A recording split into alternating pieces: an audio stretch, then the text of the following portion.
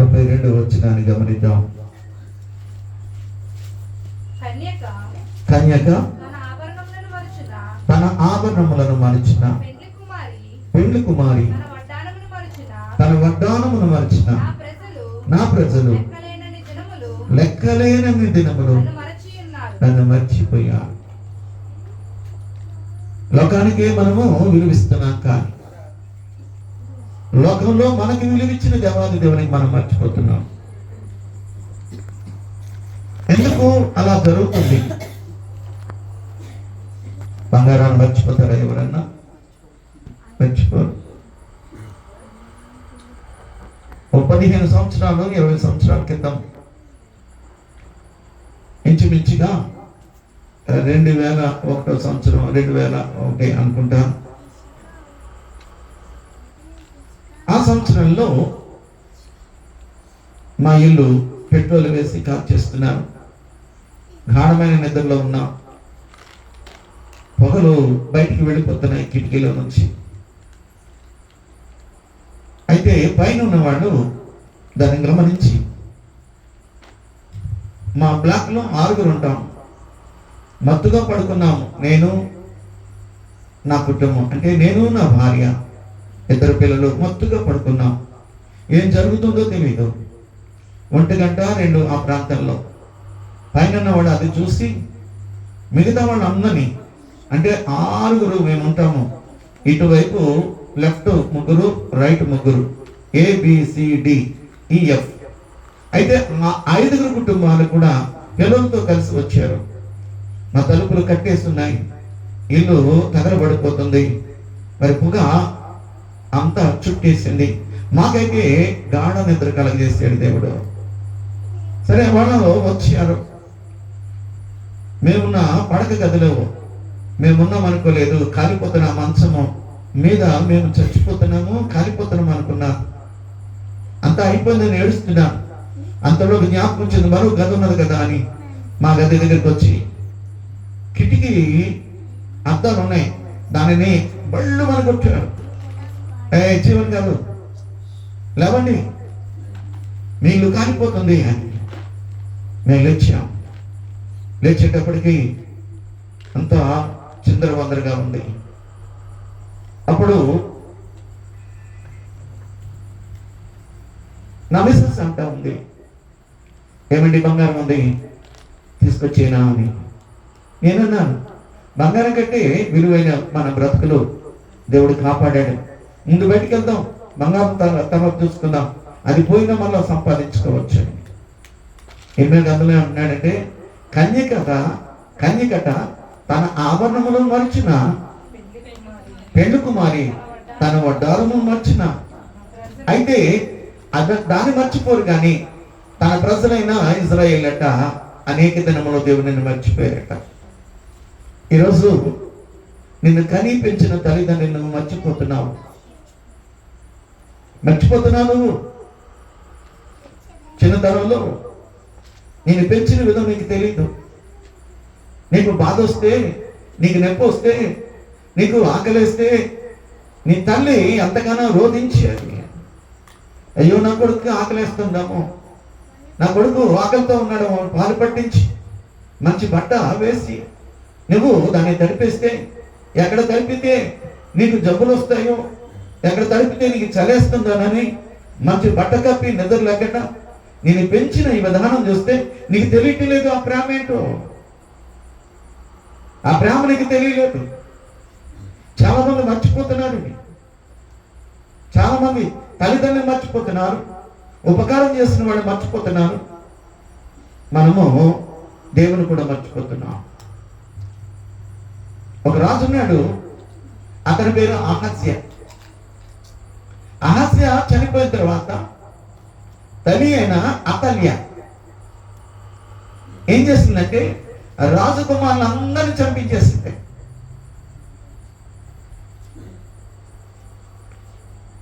ఈ అహస్యాకి ఒక చెల్లెలు ఉన్నది, సహోదరి. తన పేరు యెహోషాపాతు. ఆ యెహోషాపాతు ఏం చేసిందంటే తన అన్న కొడుకు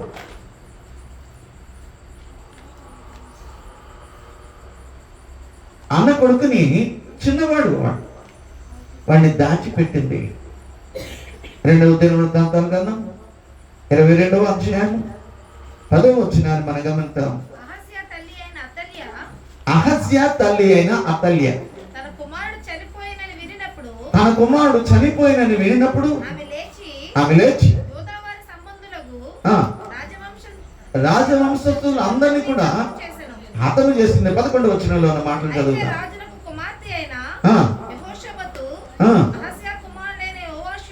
యోవాషును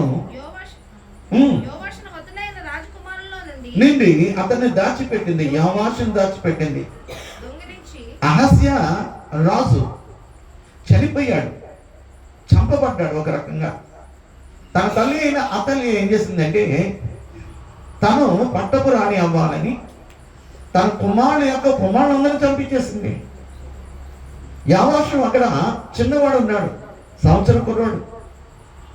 అయితే 11వ వచనంలో ఆఖరిలో ఏమని ఉన్నది చూడండి. యెహోషాబాతు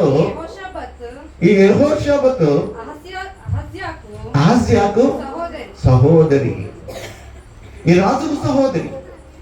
తన మేనల్లుడిని ఆ సంవత్సరం లోపల ఉన్నవాడిని దాచిపెట్టిందంట ఒక గదిలో.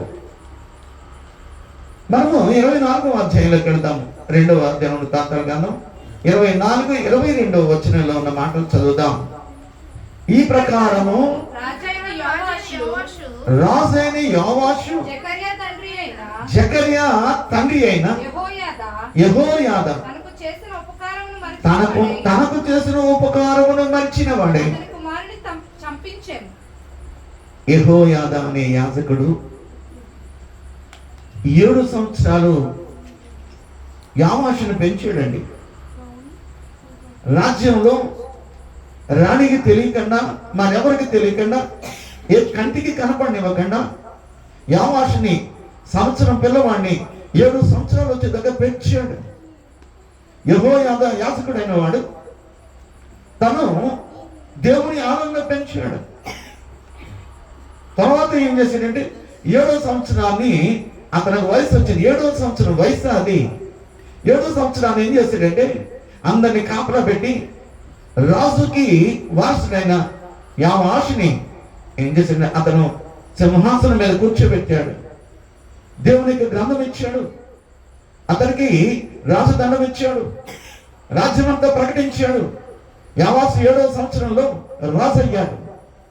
యెహోయాదా యాజకుడు అతను పెంచాడు. యెహోషాబాతు తన మేనంతా కూడా లెక్క చేయలేదు. అతనికి 2 భార్యలు తీసుకుని వచ్చి పెళ్లి చేశాడు. యెహోయాదా యాజకుడు అతను గొప్ప చేసినప్పుడు యెహోయాదా చనిపోయాడట.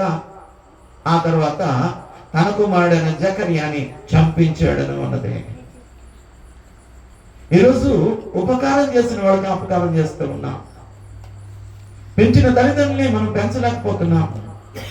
నేను ఒక ఉన్నతమైన స్థానంలో వచ్చిన యెహోయాదా అనే యాజకుడు నిన్ను ఎవరికీ తెలియకుండా నీ ప్రాణాన్ని కాపాడుతూ 7 సంవత్సరాలు దేవుని యొక్క ఆలయంలో పెంచి నిన్ను రాజుని చేసి నీకు పట్టాభిషేకం చేస్తే, నీకు 2 భార్యల్ని నీకు వివాహం చేస్తే, అతను చనిపోయిన తర్వాత అతని కుమారుడైన జకర్యాను చంపిస్తావా? ఈరోజు ఎలాగున్నదంటే, నీ తల్లిదండ్రులని నువ్వు చూడలేదు, నీ తల్లిదండ్రులను చూడలేదు. ఈ స్థితికి ఎవరు తీసుకొచ్చారు? ఎవరు తీసుకొచ్చారు? ఈ స్థితికి ఎవరు తీసుకొచ్చారు? నీ తల్లిదండ్రులు కదా, నీ బంధువులు కదా, నీ స్నేహితులు కదా. దీని అందరికీ కారణమైన దేవాది దేవుడిని మర్చిపోయావు నువ్వు. కన్యక తన ఆభరణములు మర్చునా, పెళ్లి కుమార్తె తన వడ్డానమును మర్చునా, నా ప్రజలు అనేక దినములు నన్ను మర్చిపోయారని దేవాది దేవుడు చెప్తున్న మాట జ్ఞాపకం చేసుకో. ఒక్కసారి జ్ఞాపకం చేసుకోమ్మా, నువ్వు ఒకసారి జ్ఞాపకం చేసుకో. అనేక సార్లు మనం మర్చిపోయిన వాడుగా ఉన్నాం, అనేక విషయాల్లో మర్చిపోయిన వారుగా ఉన్నాం. ఈ స్థితికి తీసుకొచ్చిన తల్లిదండ్రులే మనం మర్చిపోతే నేను ఎంతగా ఆశ్రయించిన దేవాది దేవుడు ఎంతగా బాధపడుతున్నాడు తెలుసా? హోషేయ గ్రంథంలో 13వ అధ్యాయంలో 6వ వచనంలో ఉన్న మాటలు మనం చదువుదాం. చదువమ్మా. వారికి మేత దొరకగా వారు తిని తృప్తి పొంది గర్వించి నన్ను మర్చిపోయా. నీకు తెలీదు, నీ తల్లి నవమాసాలు నిన్ను మోసింది, నిన్ను కన్నది, నిన్ను పెంచింది. నీ తండ్రి నీ కొరకు కష్టపడ్డాడు. నువ్వు ఉన్నతమైన స్థానంలో ఉండాలని, నువ్వు బాగా చదవాలని, నువ్వు అందరికంటే ఒక మంచి స్థితిలో ఉండాలని నీ తల్లిదండ్రులు నిన్ను కోరుకున్నారు. దానికి తగ్గట్టుగా నేను పెంచారు. నువ్వు మర్చిపోవద్దు నీ తల్లిదండ్రుల్ని, నీ దేవుడిని మర్చిపోయావు. ఎందుకంటే మేత దొరికింది. ఈరోజు మంచి స్థితిలో నువ్వు ఉన్నావు. నువ్వు మేత దొరికిందని నువ్వు తిన్నావేమో, మంచి స్థితిలో ఉన్నావు అని మిగతా కూడా మర్చిపోతున్నావేమో. నో, నువ్వు మర్చిపోవడానికి వీలలేదు. వాడు తిన్నారంట, వాళ్ళు గర్వపడ్డారట, మాకు మేత దొరికింది, మేము బాగున్నాం, మేము ఉన్నతమైన స్థితిలో ఉన్నాం అంటూ గర్విస్తున్నారట. దేవుడు మాట్లాడుతున్నాడు. ఆయన జాగ్రత్త.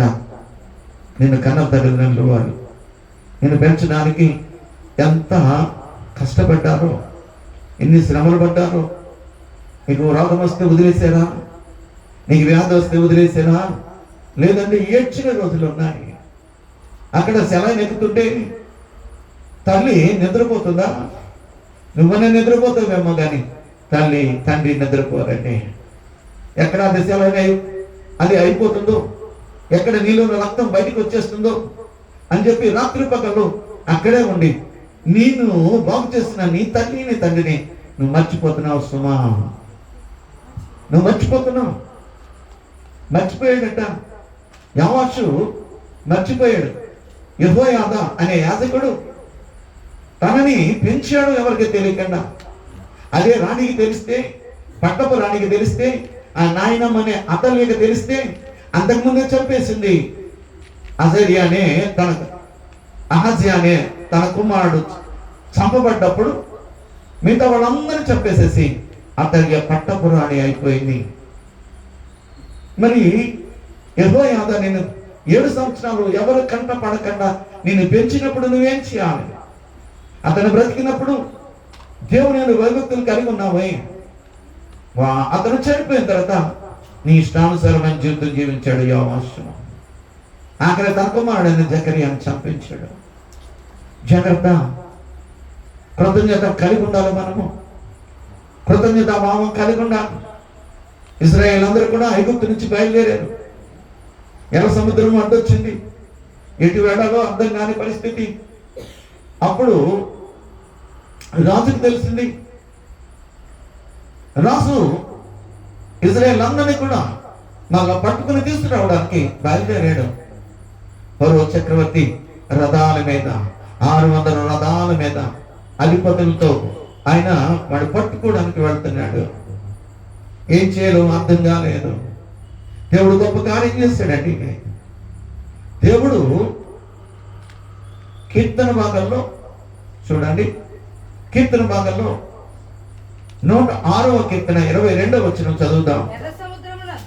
ఎర్ర సముద్రమునొద్ద భయము పుట్టించే క్రియలను చేసిన తమ రక్షకుడైన దేవుని మర్చిపోయారు.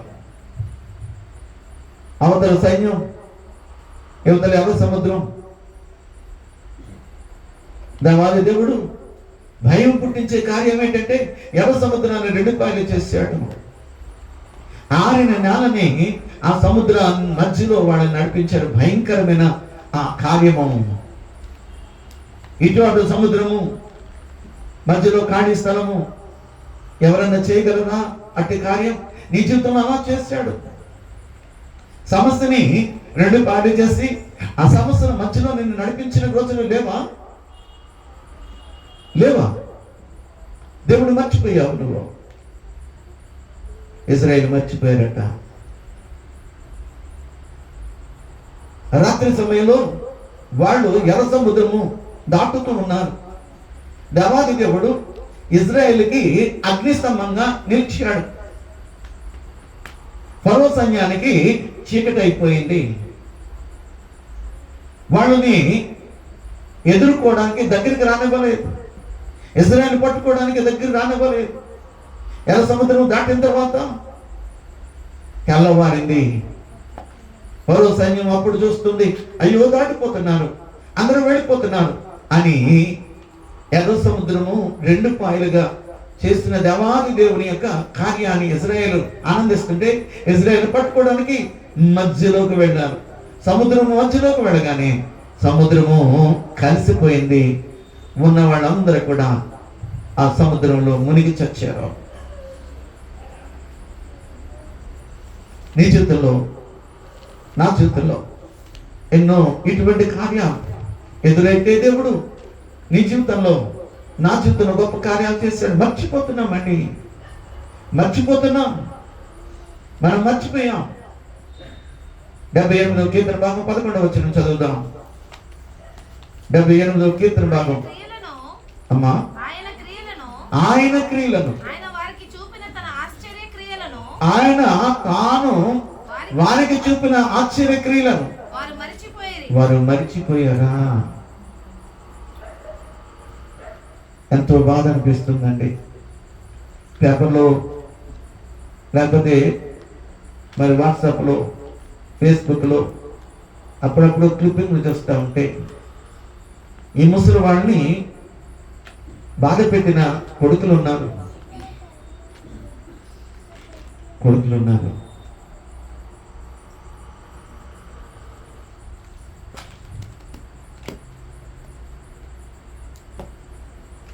తల్లి కబురు పెట్టింది,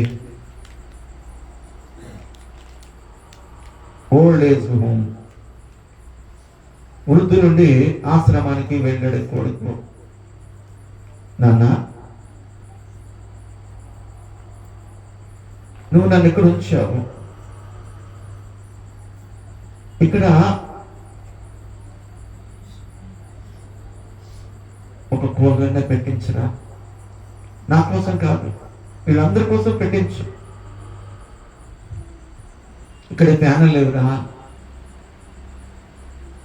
మరి ఏమైనా తిండి తిని పాసిపోతుంది, ఒక ఫ్రిడ్జ్ ఏర్పాటు చేయనా నేను చనిపోకముందే. ఎందుకు నేను రిక్వెస్ట్ చేస్తున్నా తెలుసా? ఒకరోజు నువ్వు కూడా ఇక్కడికి వస్తావురా, నీ పిల్లలు ఇక్కడ జాయిన్ చేస్తారు. నాకు ఫ్యాన్ లేకపోయినా పర్వాలేదు, నాకేమీ లేకపోయినా పర్లేదు, కానీ నువ్వు ఫ్యాన్ లేకపోతే బ్రతకలేవు. నువ్వు పాసిపోయిన తిండి నేను తినలేవు, నీకోసం నువ్వు పెట్టించిన ఆయన. అప్పుడు అర్థమైంది కొడుక్కి. బయటికి వెళ్ళి, అమ్మా ఇక్కడ నువ్వు ఉండొద్దు, నా తప్పు తెలిసింది, నిన్ను కార్లో తీసుకెళ్తానని బయటికి వెళ్ళి ట్యాక్సీని ఆపాడు. అమ్మని తీసుకుని వద్దాం అనేటప్పటికి చచ్చిపోయింది.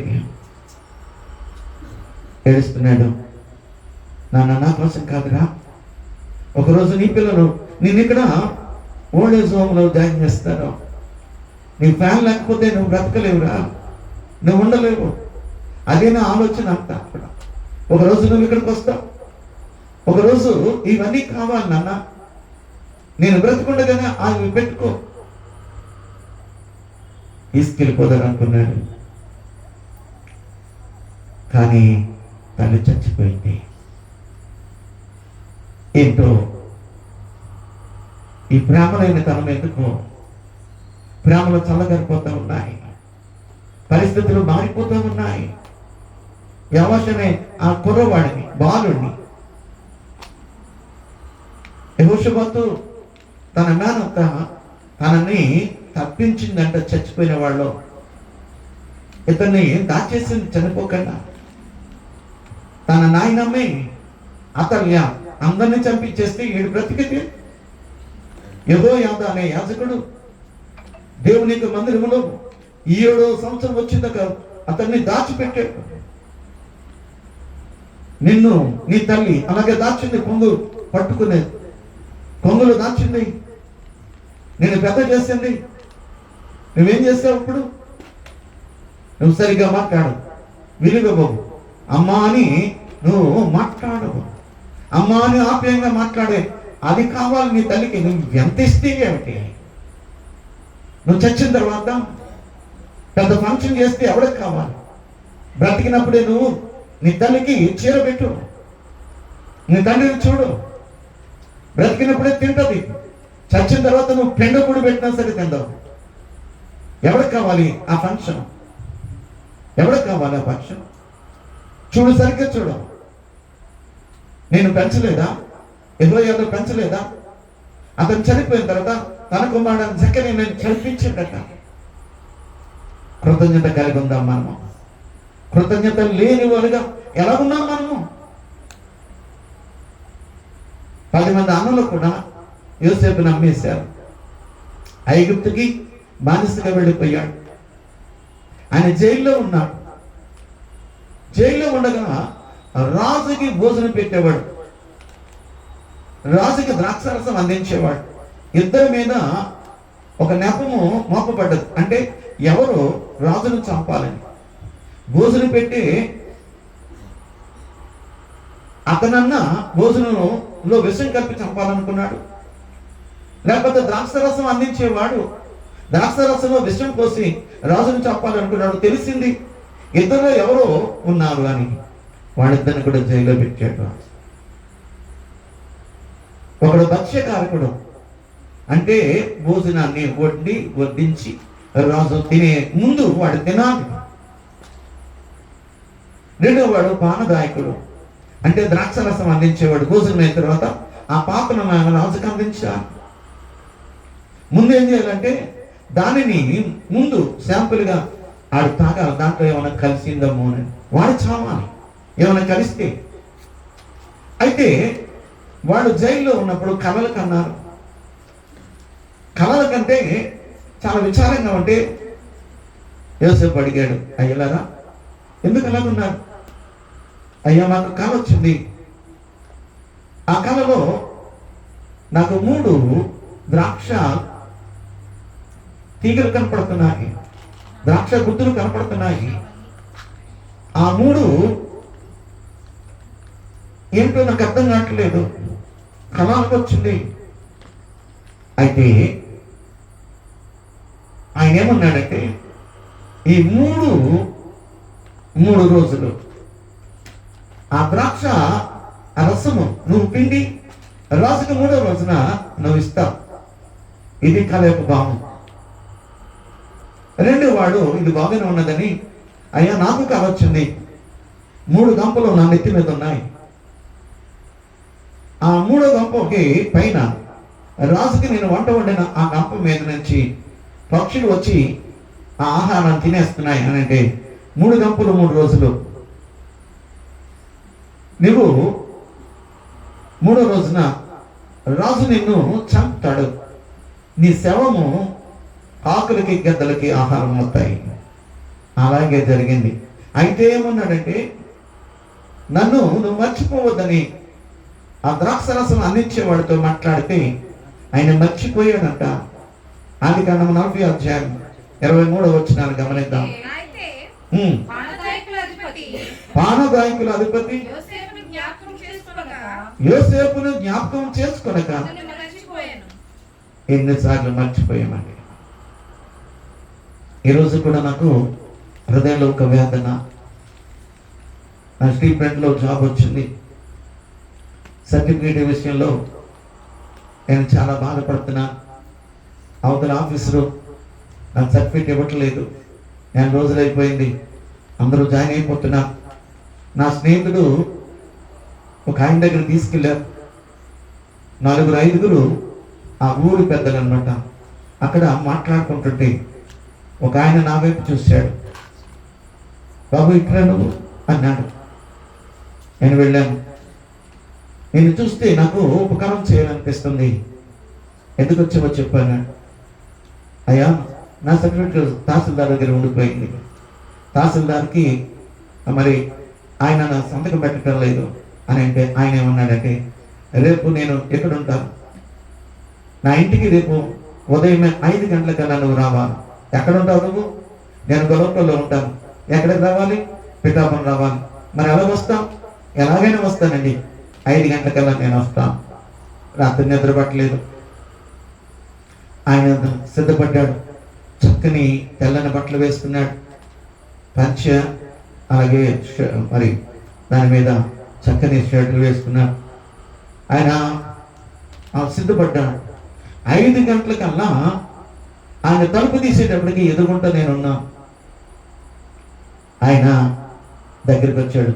శబాష్, నేను చెప్పిన ఆ గడికి నువ్వు వచ్చావు.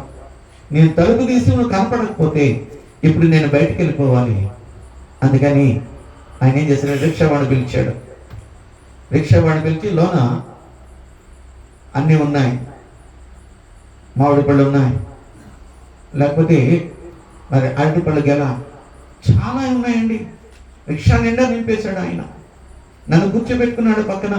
నాకు భయం వేస్తుంది. తహసీల్దార్ ఇంటికి వెళ్ళాం.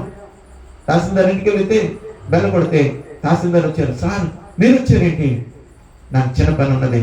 రే రిక్షా అవన్నీ కూడా లోన పెట్టించు అయ్యగారికి. దాంట్లో ఉన్నాయి అన్నీ అక్కడ పెట్టిన తర్వాత నాకు పరిచయం చేశాడు. ఇదిగో ఇక్కడ వాడు 10 గంటల కల్లా నీ ఆఫీస్కి వస్తాడు, సంతకం పెట్టి ఆ సర్టిఫికేట్ ఏదో ఇచ్చి.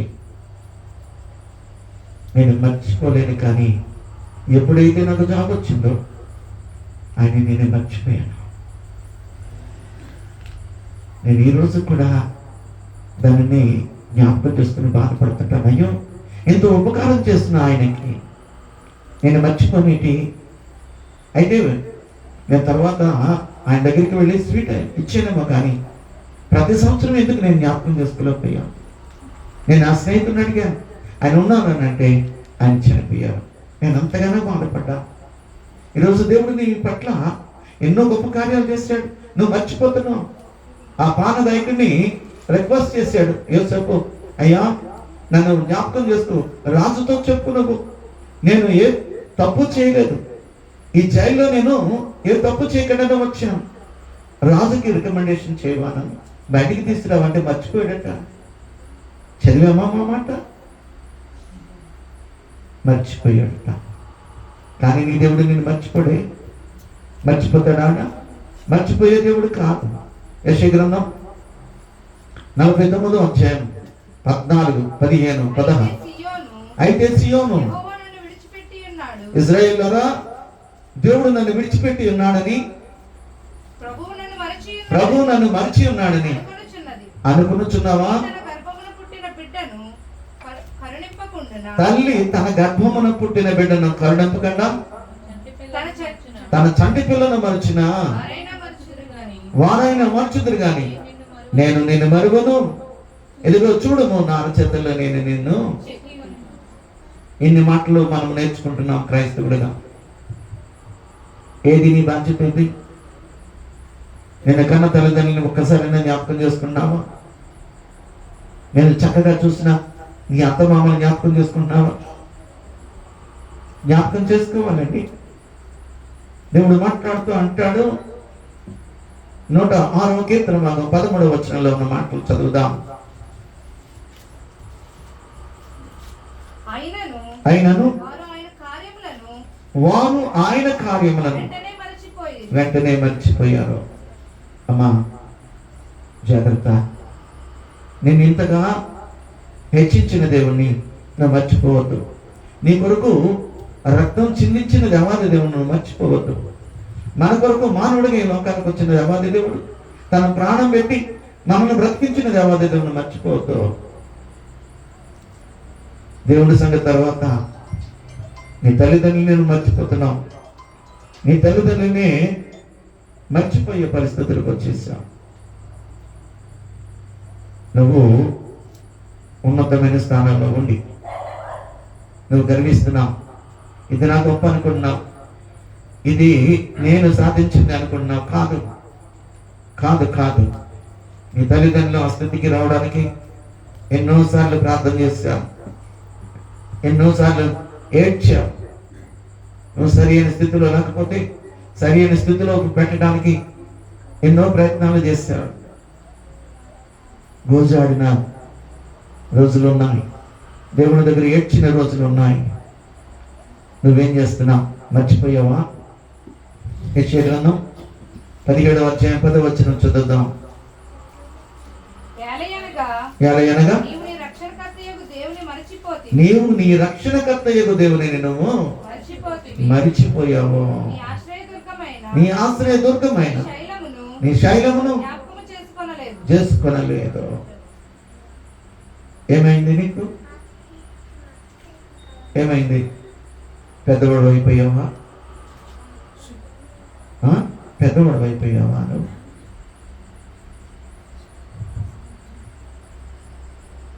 జాగ్రత్త. నిన్ను ఎంతగా ఆశ్రయించిన దేవుడిని మర్చిపోవద్దు.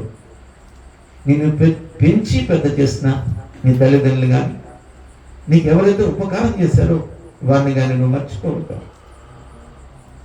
ఈరోజు కూడా చాలా బాధపడతాను. నేను స్టీల్ ప్లాంట్లో నాకు జాబ్ వచ్చిన తర్వాత చిన్నతనంలో నాకు అక్షరాలు నేర్పించిన విశ్వనాథ మాస్టర్ గారని, ఆయన బ్రతికి ఉన్నాడమ్మా అని అడిగాను. ఉన్నాడు రా, పిఠాపురంలో ఉన్నారు అని.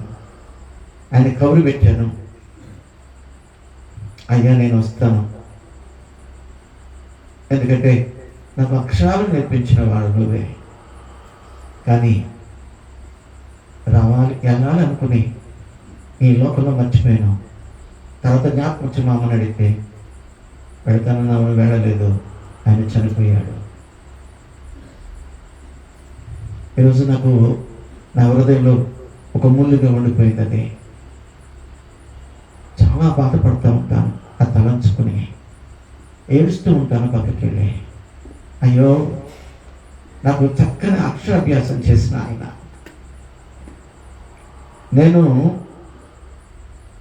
నా మేనత్త వాళ్ళ మనవల అమ్మాయి నాకంటే 6 నెలలు పెద్దది. నేను ఇంటి దగ్గర పెసలు పోసారు, మినుములు పోసారు, ఎండాకాలం అది. మా అమ్మ కోడి తినేస్తుందేమో చాలా జాగ్రత్తగా చూడమని నన్ను పెట్టారు. ఆ అమ్మాయి నాకంటే 6 నెలలు పెద్దది, పాప అని పిలుస్తారు వాళ్ళు ఇంట్లో. ఏనా నీకు చదువుకోలేని లేదా అన్నాను.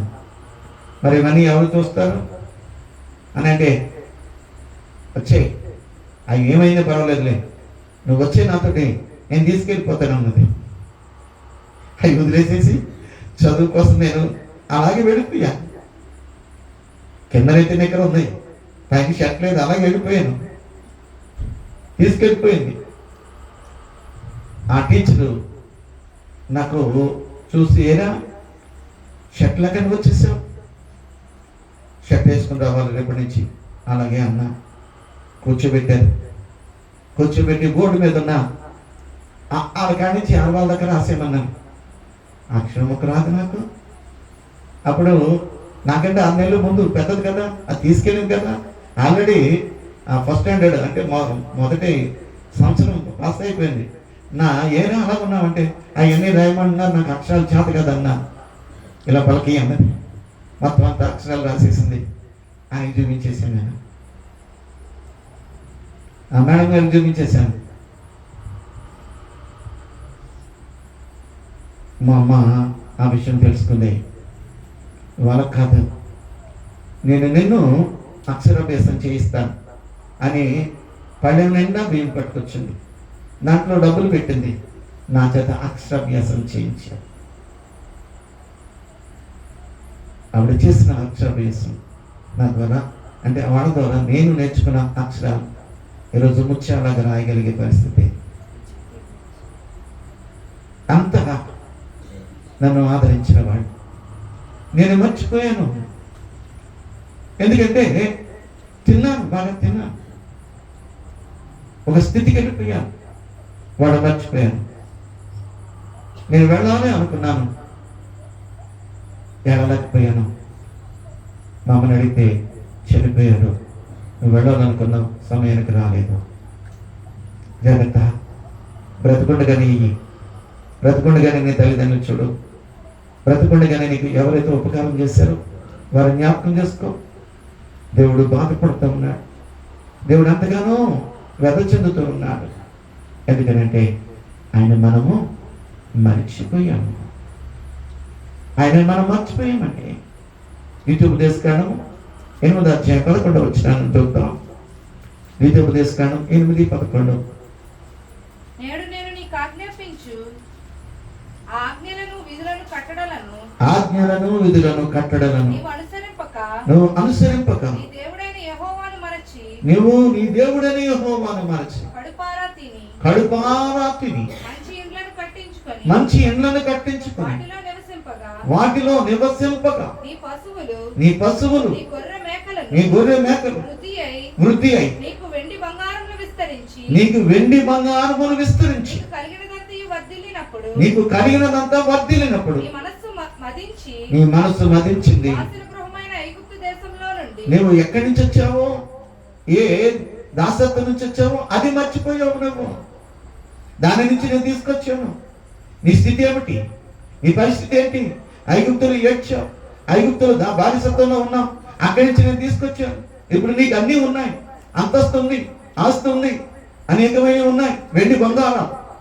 ఇప్పుడు నువ్వు మదించావు, నువ్వు కొవ్వు పట్టింది నీకు, నువ్వు దేవుని మర్చిపోయావు. అది కదా దేవుడు బాధపడుతున్నాడు, అదే కదా దేవాది దేవుడు బాధపడేది, అదే కదా. వద్దండి, దేవుడు మర్చిపోవద్దు. దివరాత్రులు ఆయనకి కృతజ్ఞతాస్తుతులు చెల్లించాలి. నీ తల్లిదండ్రులను మర్చిపోవద్దు. నీకు జన్మించిన తల్లిని, నిన్ను పెంచిన తల్లిని మర్చిపోవద్దు. ఒక గొప్ప స్థానంలోకి వెళ్ళిన తర్వాత, వెండి బంగారాలు కలిగిన తర్వాత, ఆస్తి అంతస్తు నీకు పెరిగిన తర్వాత, ఒకవేళ నీ తల్లిదండ్రులు మర్చిపోతున్నావేమో, నీ దేవుణ్ణి మర్చిపోయావేమో. అలా చేయొద్దు. ఎందుకంటే కన్యక తన బంగారాన్ని మర్చిపోలేదు. పెళ్లి కుమార్తె తన వడ్డానము మర్చిపోలేదు. ఏమండి, ఆభరణాలు మర్చిపోతారా? వడ్డానం మర్చిపోతారా? మర్చిపోలేదు. మా చిన్న పాపకి మ్యారేజ్ అయింది, దానికి పాపిడి చీర పెట్టాం. అంత అయిపోయిన తర్వాత బట్టలు మార్చుకుంటుంది. బట్టలు మార్చుకున్న అంటే పైన రీతు అవన్నీ పెడతాం క్రైస్తవ మ్యారేజ్లో, అవన్నీ తీసాం. వాళ్ళ అమ్మ గొప్పకున్న కవ్వు పెట్టింది, ఏమండి రండి అని. ఏమైంది? పాపిడి చీర పెట్టాం కదా, ఆ బంగారం అది కనపట్టలేదు. నా హృదయంలో కొంచెం బాధ అనిపించింది. శుభకార్యంలో నష్టం ఏంటి అని అనుకున్నాను, కానీ ఎంత వెతికినా అవలా, అంత వెతికితే అవ్వలేదు. బహుశా నాకు ఏమనిపించింది, ఆ రీతిలో తగులుకొని అదేమో దాంట్లో ఉండిపోయింది. ఆ తర్వాత దొరికింది ఒక తులము ఎంత ఉండదు. ఆ బంగారానికి మేమన్నీ తిరిగేసేసి, అంతా వెతికేసేసి ఎక్కడ అని. అందుకనే కన్యక తన ఆభరణము వచ్చిన, పెళ్లి కుమార్తె తన వడ్డానమును అని నా జనులు అలా తల్లిదండ్రులు అనుకోరా? నీకు ఉపకారం చేసిన వాడు అనుకోరా? అరే, నిన్ను కన్నాను, నిన్ను పెంచాను, ఈరోజు నేను లెక్కకుండా నువ్వు తిరుగుతున్నావురా, నువ్వు ఈ అంతస్తు దేవాది దేవుడు ఇచ్చాడు, దాన్ని మర్చిపోయేవరా అని తల్లిదండ్రులు అనుకుంటే నీకు మంచిది కాదు. నీ తల్లిని సన్మానించాలి. నువ్వు దేవుడు కలిసినంతడు కావాలంటే అటు కృపదేవుడు మనకు అనుగ్రహించిన గాక, దేవుడు వాక్యం దీవించిన గాక. ఆమె ప్రార్థన చేసుకుందాం.